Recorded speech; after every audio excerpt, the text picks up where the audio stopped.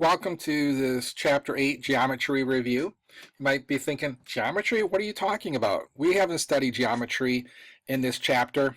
However, if you think about it, every chapter that we've gone through, we always go back to prior chapters. So Lt1 is going to take us back to geometry. And so we're going to review some of the geometry that we did earlier in the book. So tomorrow you're going to be taking the test. And one of the things you're going to have to do on the test is you're going to have to look at a diagram like this, and you're going to have to tell me what type of transformation is shown in the picture. Now, first of all, what are the different types of transformations? Well, there's reflections, rotations, and translations. Again, translations, I stress the S because a translation is a slide. A rotation is a spin, and a reflection is just what it means, a reflection.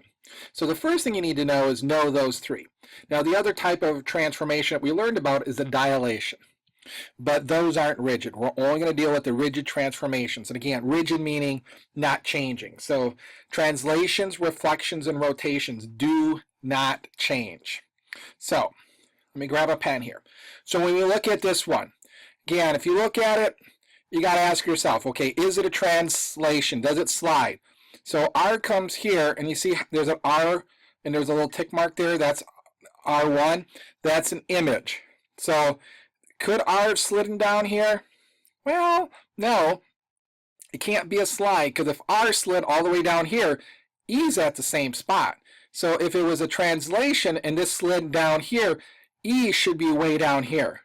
Likewise, if F is here and all of a sudden F1 is here, I should have been way down here. So it's not a translation. Is it a rotation? No. If you look at it right here, on the x-axis, it's just reflected. So this reflected is 1, 2, 3 above the line. Now it's 1, 2, 3 below the line. See how this one is 1 above? Now it's 1 below. And E doesn't move because E's right on the x-axis, and then R, it's 2 above, now it's 2 below. So if you looked at this one is definitely a reflection. Oop, the whole thing moved up. So go ahead, you can write that. It's a reflection. Sorry about that moving up. I should have locked this in. So it's a reflection. So let's go to the next one. So, oop, I skipped one right here. So let's look at this one. So we already used a reflection, so it can't be a reflection. So the only two choices you have left are a translation, so a slide, or a rotation. So look at this. C1 came from here to here, H came from here to here, and B came from here to here. So this has got to be a translation, right? Because it's a slide. So this is a translation. So how did you do? How did you do? Now, one of the things I forgot to do, let's back up. On the test, you're going to have to be able to explain how you know. Why is this reflection? And this is where you can talk about how it's not a translation. It didn't slide down. You can talk about how, if you look at R and R1, they're on equal sides, they're equal distance away from the axes.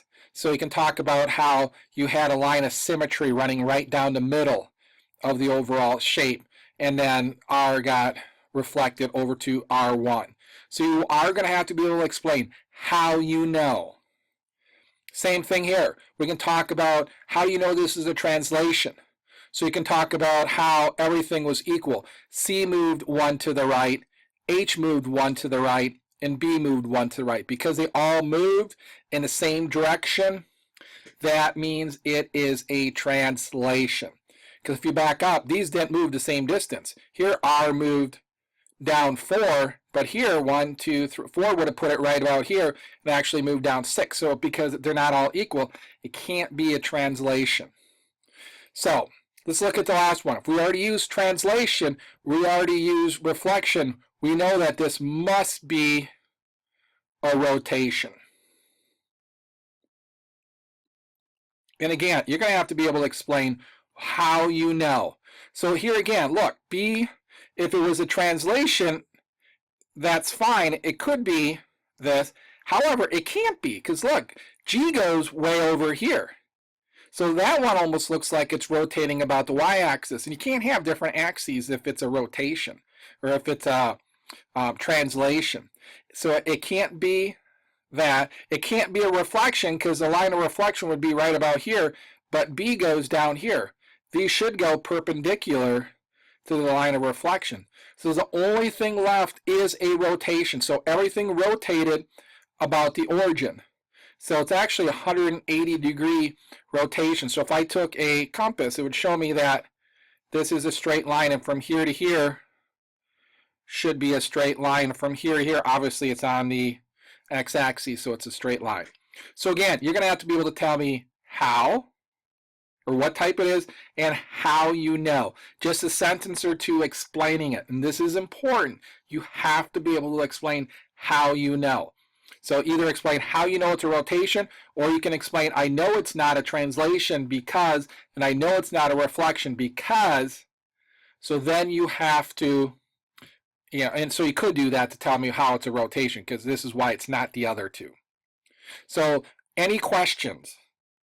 So you are going to see shapes similar to this on a test. You are going to have to tell me, is it a reflection, rotation, or translation, and how you know.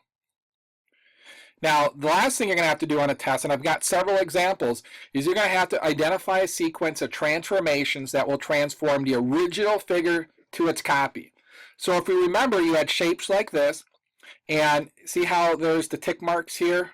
Sometimes it'll be like A1, A2, or there'll be 2 tick marks, so it's A1, A2, A3, whatever, if there's more than one image. But this is an image, which means this is the original. So don't get confused and think, well, do I go from here to here or from this one to this one? Well, you're going from here to there. So you're going to have to be able to explain how you move there. And I would suggest you do the simplest thing possible. Now, first of all, notice, this is A, this is A. So how do you get from here to here? So you might say, and you can explain it all you want. You can say, okay, move A, so let's count. 1, 2, 3, 4, 5, 6, 7, 8, 9. Move 8, 9 to the right.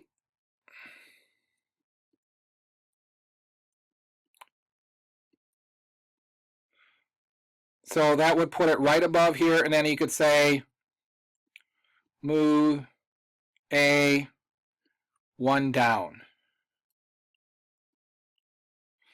You could have put it like this too. I guess you could have said, x plus 9, because it wouldn't matter.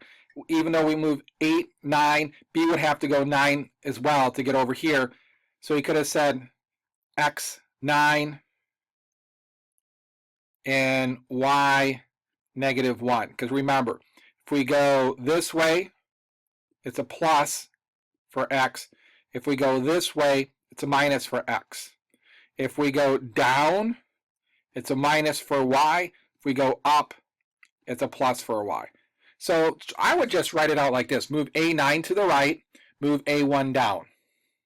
And you can even say, okay, step 1, step 2. And you could have them switched around as well. So 3 was pretty easy. So let's take a look at another example. So here's 4. It's a little bit more complicated. So B goes from here to here. So now we have to ask ourselves, okay, how do we go from there to there? So let me erase this so we don't get confused with that. So how do I get B from there to there? So we're going to have some type of rotation involved. Now notice, and we probably might want to rotate first. So I'm going to say rotate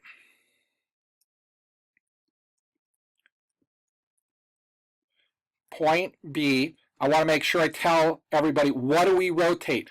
We're rotating point B. So if I want it to look like this then, so it's 1, 2, 3, 4. So 1, 2, 3, 4. So there's my B. Here would be my D. Here would be my C. C after the rotation here would be my A. So it would line up with this. So I could say move B. Now notice that this angle right here is 90 degrees. So rotate point B 90 degrees. Okay, so when I go from here to here, that's counterclockwise. So I'm going to put CCW. Rotate point B 90 degrees counterclockwise. So this gives me my new figure right here. So now I need to move, and let me grab a different color. So now I need to move B and D. Okay, we have a problem here. When you look at this, this is not right. This can't be right.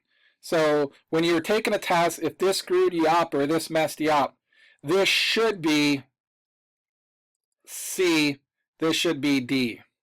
And the reason I say that is because B has to, and I'll try and redo the test before I have the sub tomorrow. So it looked differently on this video. I'll fix that for tomorrow. So B, this should be D. So once I get there, I need to move 1, 2, 3, 4, 5, 6, 7. So that's going to be step 1. Then I'm going to say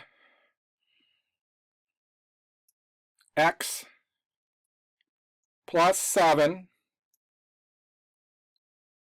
And then Y minus 2.